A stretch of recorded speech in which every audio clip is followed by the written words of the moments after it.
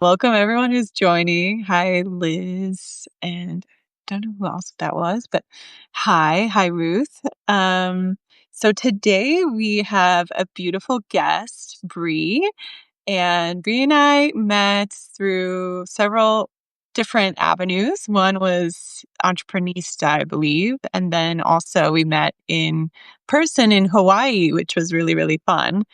Um, Mhm. so I'd love for you to just maybe introduce yourself. Today, we're going to be talking about communities. So I know many of us here on Substack are forming some kind of community one way or the other. And it can get kind of confusing. There's just a lot of different options out there of what that even means, or platforms, or where to start. So I wanted to get an expert on here to share your insights with everyone. So yeah, share maybe a little bit about yourself, and I guess how did you go about starting Ember? Yeah. Your community for community leaders. So, Yeah, I'd love to. Hi everyone. This is like back to my Instagram live days. It's been years, but I'm excited to be here. My name is Bri Leever. I'm the community strategist and CEO over at Ember, and we help coaches, consultants, and creators build online, usually paid communities. We'll talk about that in a minute with the different types of communities. And yeah, I started Ember. I started Ember in 2020, and after quitting my job in February of 2020, and my community didn't actually get started until as like an offer in my ecosystem until about a year ago. And that was after also a year of like experimenting and figuring out what type of program I wanted to do. And it's really common, I've noticed, especially for consultants or service providers, people who work one on one to deliver deliverables or services or strategy calls. And really, what I recommend to people is if you're in the first 1 to 3 years, don't rush to do a community offer because you're mm, still you're still figuring out who you are talking to. It took me 4 years to refine and really land on, like, oh, this is my niche. I speak their language, like inside and outside. And so you really can't rush that process. And when you're trying to like build the plane while it's flying, in front of your community of people and then also layering on like all the social dynamics, it's just a lot. It's like it's frankly too much. So I usually recommend that people like get their business off the ground, have like a firm grip on their services and what they provide, their process, their system, and then we can figure out how to productize that in a community package. So that's what I took my own advice. I was also so burnt out on managing communities. I was like, that does not yeah. sound fun. I was so tired after leading the community that I did for 6 years. So it really took me a while to like recover from that. And then once I felt like, ooh, I feel energy for this, like that feels exciting, that's when I started to lean into the experimentation and then figuring out what model was going to work right for me. I love that. That's such great advice for sure. Because I think, especially when you're starting out, getting a lot of community members or a lot of traction can be difficult. And when you're doing it at a low price point, which, this is the typical, but we can talk about the different ranges that exist. It's hard to get a mass number of people on board right away when you're new and people are just getting to know you. So that's really great advice in terms of like know who you're talking to, um, and like have maybe higher ticket offers first, really zone in on that and then, expand and um, build courses or any other content that you can then, have people access. So, yeah, with that, like, what are the types of I know you have kind of like a 4 quadrant type of, what are the types of communities that is possible, like the menu Mhm. of options, for people to sort of think through, like, what makes sense for me? I think not everybody likes to create a lot of content, but they prefer interaction or, there's live, there's just so many different avenues. So yeah, I'm Mhm. curious what you've experienced in terms of the types and Yeah. also maybe what's been trending lately too. Mhm. Yeah.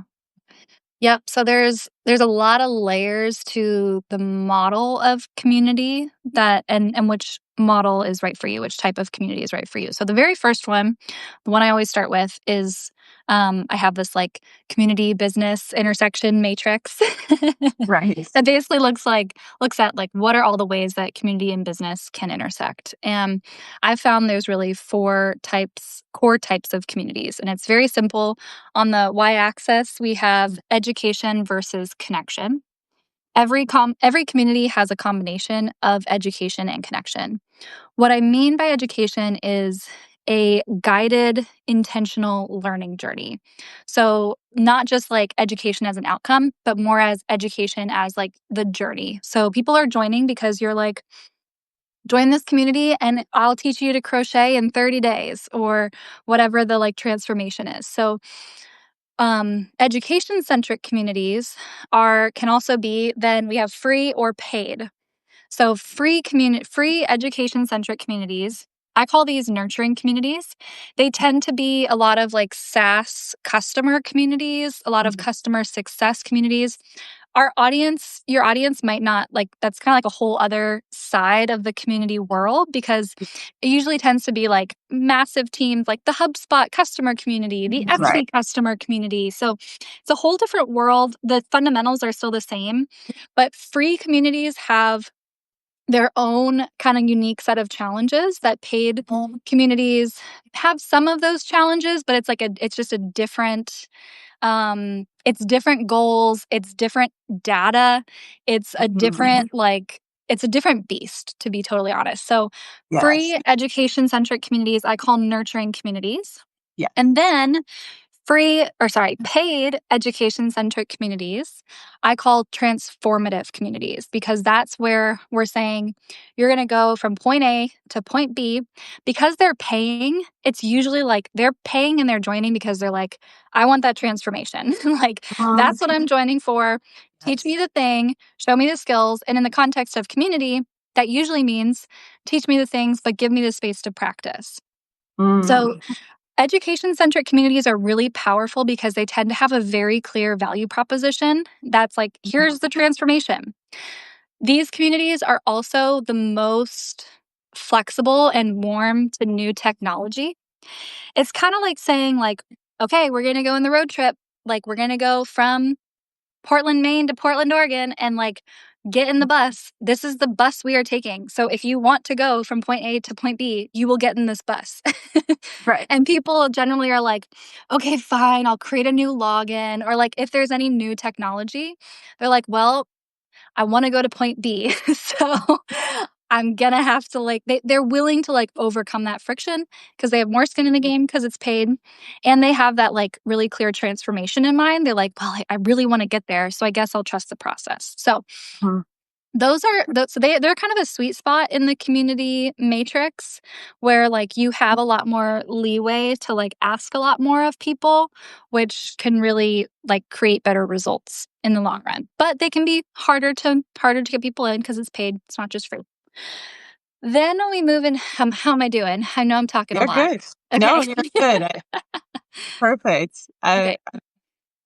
Yeah, I wanted to, I guess, follow up on that point because I know I've seen a lot of paid Substack communities that mostly just give articles or they mostly give content, which is helpful when it's like, a low subscription. But I've just found that giving people amazing content doesn't really work to get them to the result, to the transformation. Yeah.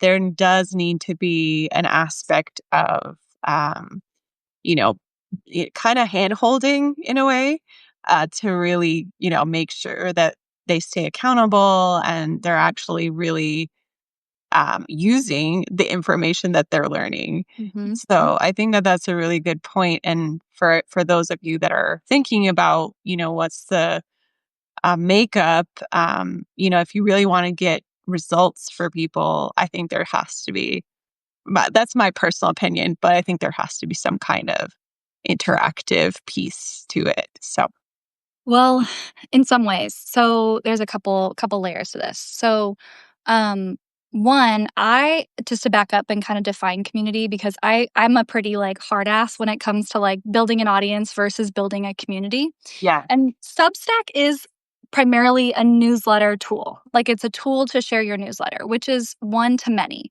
which is great. That's necessary. That is not, community is many to many. So community is like you might be sharing a message, but the ultimate intention is that people are getting value from the interactions that they Mhm. have with other members. I also frame it like community contains three pillars of programs: events, conversation, and content. Mhm. So, Substack communities start with, they're very content centric, right? They're very Mhm. content heavy.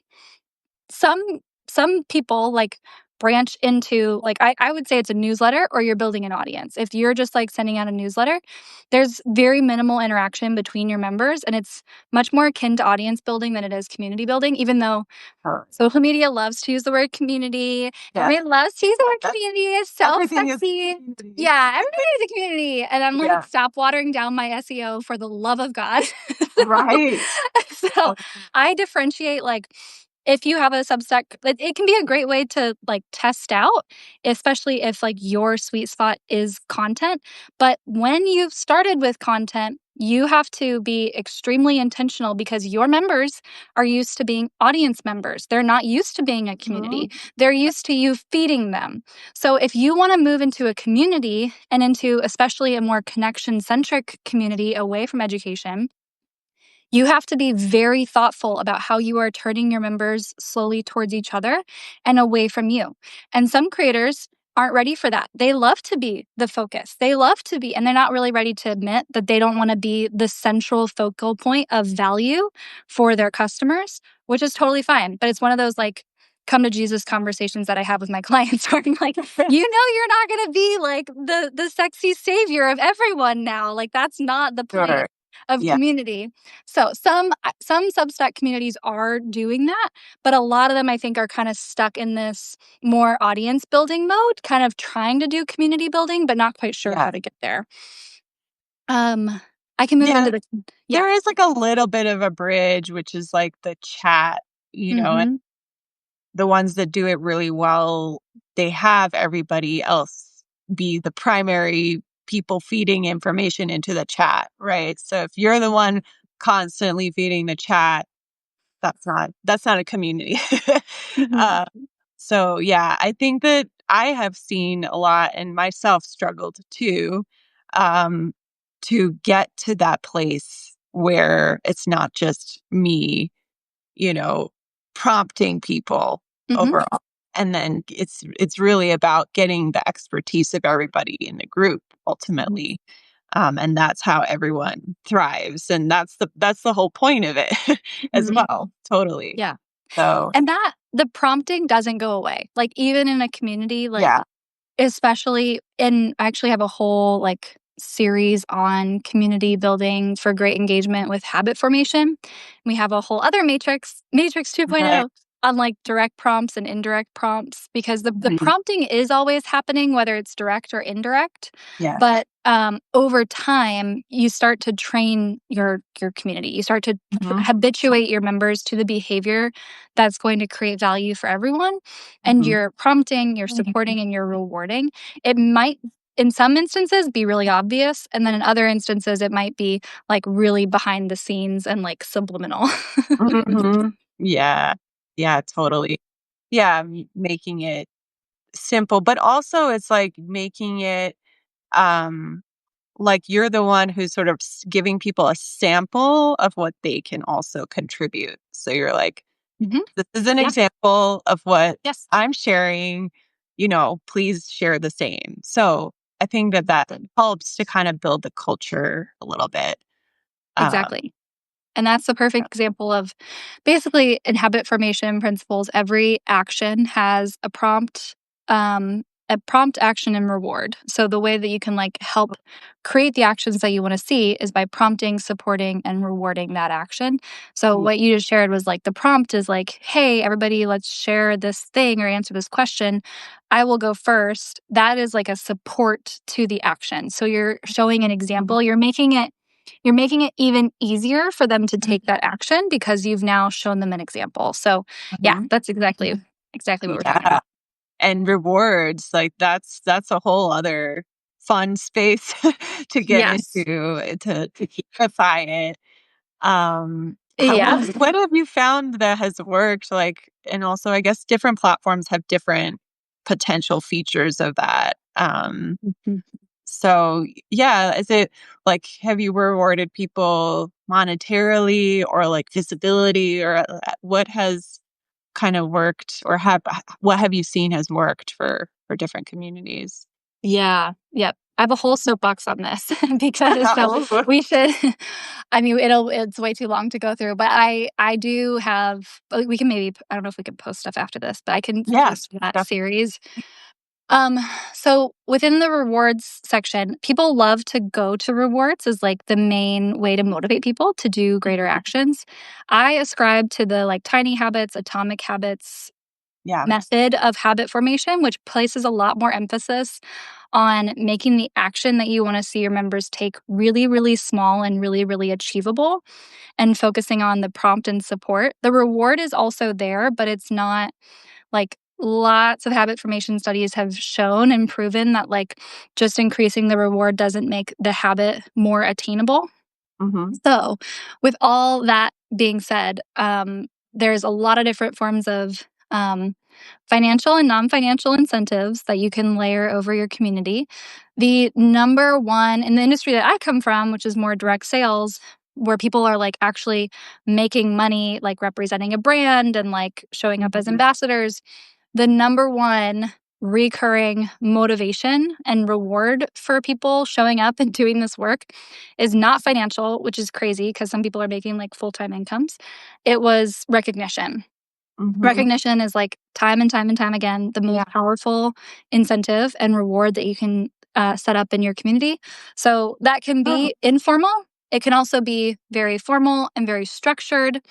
mhm, um, when you are structuring rewards, my and especially with gamification, people have different schools of thought on this. Some people are like, oh, you can kind of keep your gamification and like any rewards kind of a mystery. So like people kind of earn points and or titles or statuses based on their behavior, but you don't quite know what behavior that is. You just know it's like engaging in the community. I take the school of thought that I want it to be like super transparent. So when someone joins my community, I want them to like look at the person who's like the all-star leader in the community. And if they're like, I want to be that person, I want to be like, great, here is like the 10 things that person did to get there. Here is exactly what you need to do. So I like for it to be super transparent and like when you're giving generous, that doesn't mean it has to all be quantitative. It can still be qualitative. Like you mhm, can say, well, that person, has been showing up in this community consistently and generously and curiously for the mhm. last year. And like Yeah. that's one of the things that we look for in our members when we're going to spotlight them or have them featured in our Hall of Fame or invite them to do an Ask Mhm. Me Anything. So I'm going off now Yeah. down a rabbit trail, but those are some of my thoughts No, on that's gamification. given me so many ideas for sure.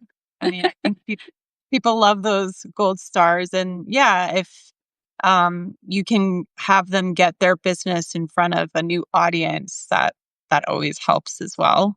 Um, Yes. It can be one of the big so that values of community.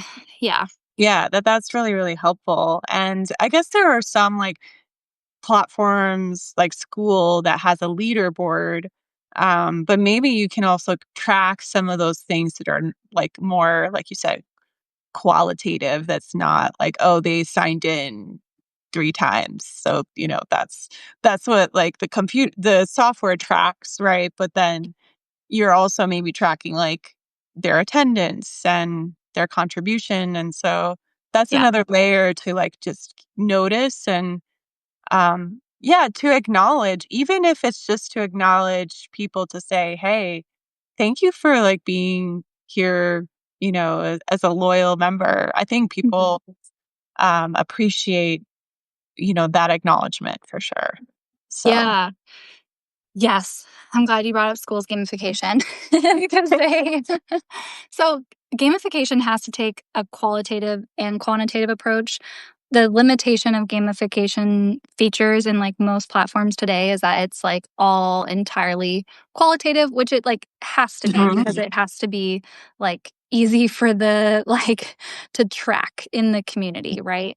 But gamification is only powerful if it is rewarding your members for the actions that your members can take that are going to increase the value in your community. Yeah. Sometimes I think that like schools gamification has been designed in a way that doesn't always lead to that. I think sometimes it can lead to habits. I think the way that schools gamification is programmed is to reward for people engaging in a way that builds school. Mhm. Oh, It doesn't necessarily support the community uh, environment. very interesting. So Yeah. when your community goals overlap with school's goals to grow and to make money, you're in a really good spot. If your community goals lie outside of the goals of growing school, Mhm. Yeah. it's not the gamification doesn't lend itself the same potency Yeah. that it does the other, which is I did a whole I Oh, I totally. did another whole video on like school versus circle and like yeah, was being a little playful, but like it was kind of a little bit of a school takedown video, which I've kind of backtracked Oh, no. and said like I do actually see like a good use case for school, and they've made a lot of really positive changes actually since that video. Oh, Because, in maybe part because of that contributed to that. video. Yeah. Amazing. Yeah, and yeah, in part because of that video, which was awesome. So they're like working on it, but I think from what I saw at that time, it was like I just saw I saw it perpetuating a certain stereotype for school communities that I didn't think felt very communally aligned. Yeah. Yeah, that's interesting, and I guess that's the whole point is, like, before you choose your platform, you have to figure out what kind of interaction you want and, what matters to you most, and then kinda go from there, not just follow, like, the trend of, like, what other people are necessarily doing. So, Yes. Yeah. yeah, appreciate that. So I wanted to see if anyone had questions in the audience, but also I wanted to ask because we were talking about not just creating community, but creating community as a multi-passionate, right? Like maybe Mhm. there are some people in this audience, or certainly, in my wider audience and community, we've got lots of different passions. We've got lots of potentially several different businesses or several Mhm. different arms within our business.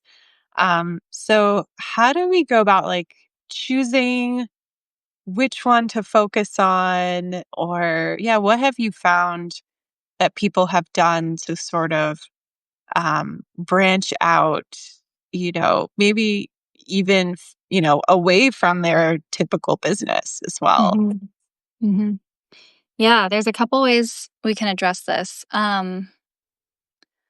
So one is at the baseline, like we can create community wherever we go. Like I specialize in like digital online communities and like really specific structures to help like create community for your business, but you can Mhm. absolutely and we should all be encouraged to create community outside of our business. So Yeah. as a community strategist, I it behooves me to like live my life in a way that is community oriented in general. So for me, like this ekes into every area of my life, whether it was like my wedding planning. My wedding was like Totally. such a fun manifestation of my community skills. Like we like de-centered anything in our wedding that was entertainment and we instead centered connection. So that some like practical examples, our seating chart was like we we collected photos of us with every guest. And then that's like how they found their table. At their seat, they had their photo, and on the back was a handwritten note with the name of somebody else at the wedding who we hoped that they would connect with. So it's little things like that that like started to sow community at our wedding.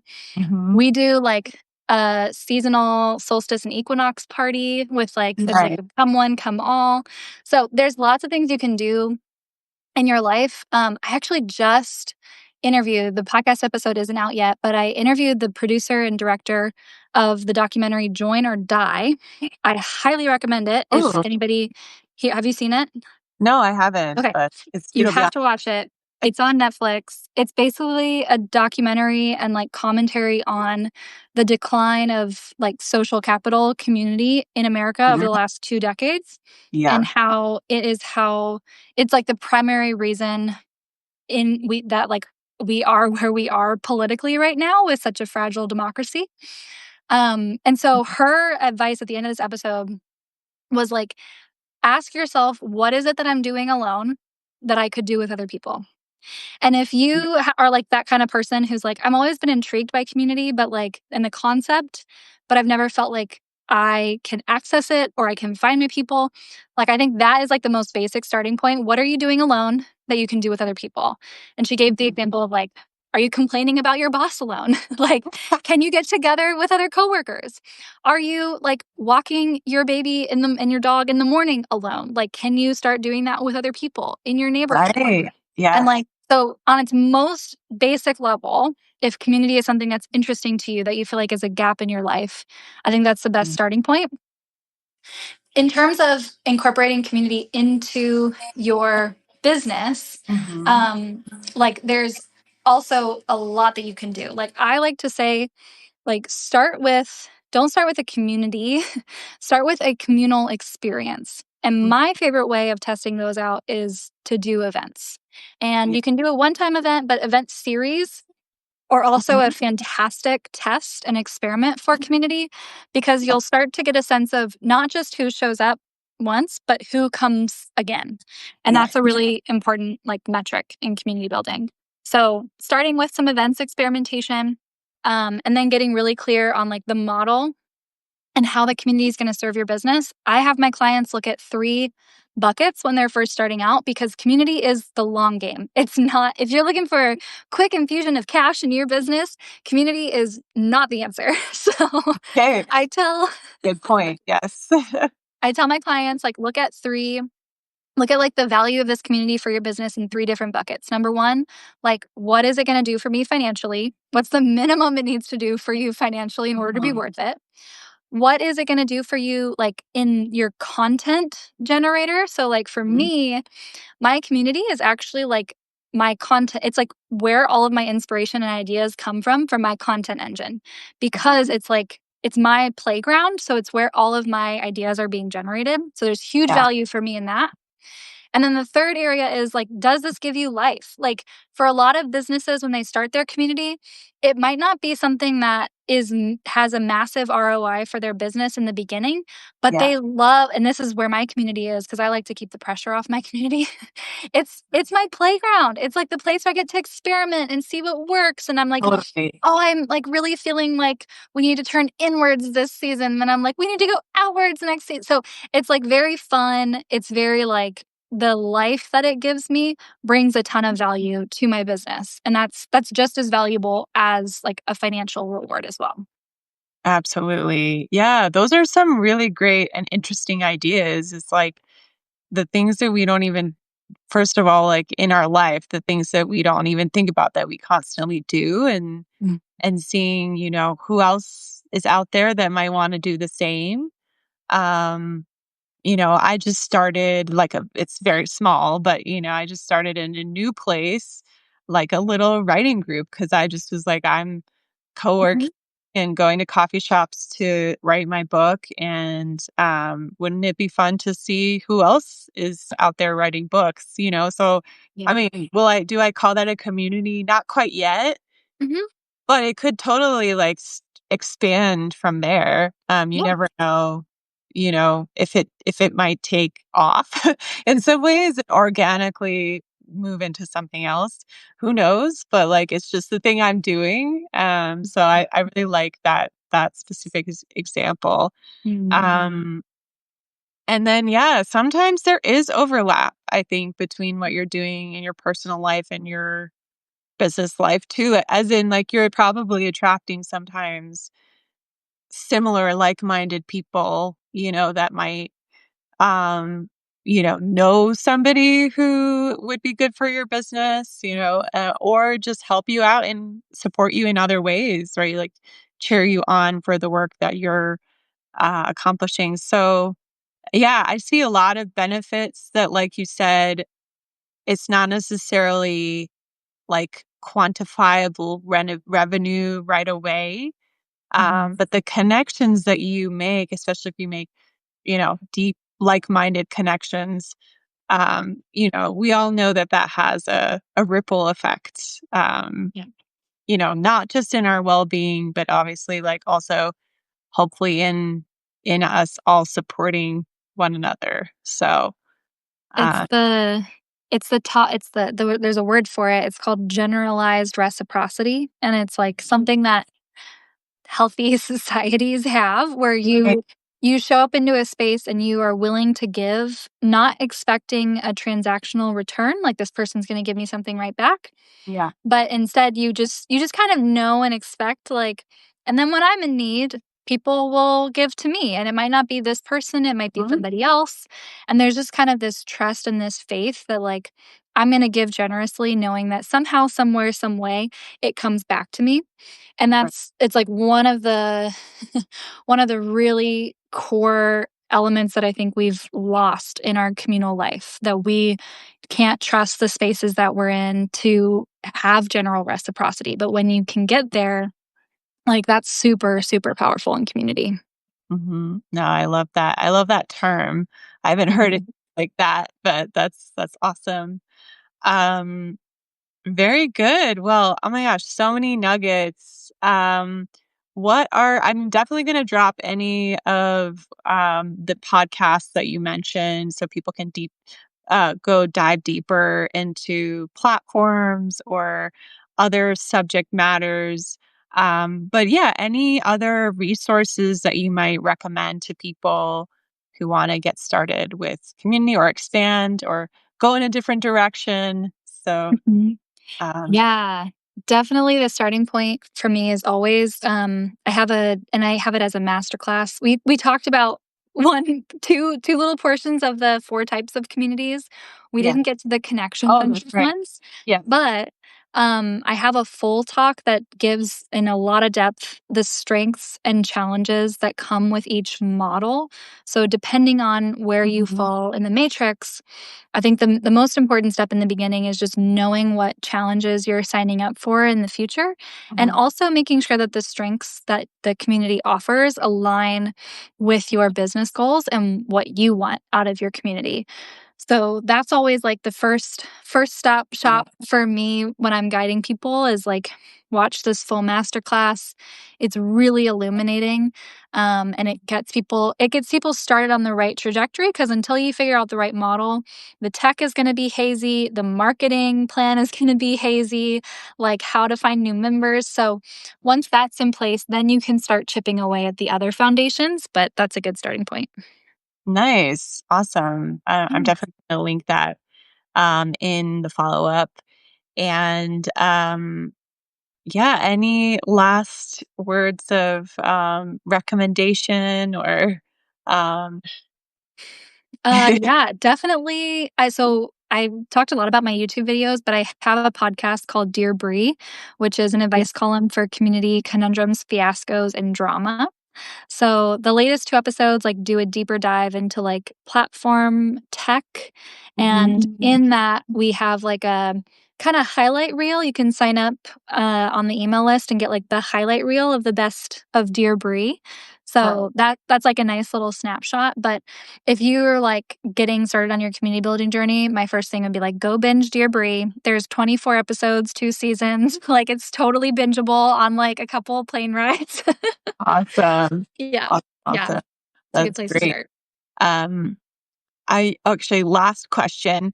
How much do you think people should lean into like their own preferences, right? Like, so for me, for example, like I love the idea of event series because it comes really naturally to me. Like I have an events background and it's just like easy for me to just put that together. But maybe for somebody else, they prefer the content. So how much does that kind of weave in terms of like your own personal preferences versus also like what the community and your business needs?